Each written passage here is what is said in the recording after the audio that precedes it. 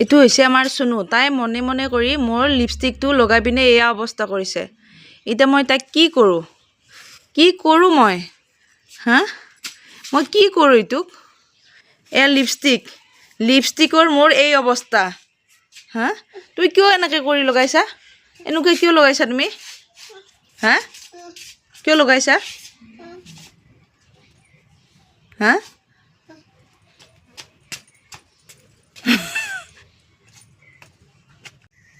এই টিকলুটোৰ উৎপাতত মই একো এটা বস্তু ৰাখিব নোৱাৰা হৈছোঁ।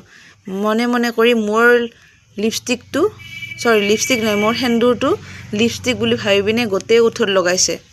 লগাই পিনি তাইৰ এই অৱস্থা। এতিয়া ধুবতো ময়ে লাগিব। ঘঁহিতো ময়ে ধুই দিব লাগিব। এইটো হৈছে আমাৰ হনুমান।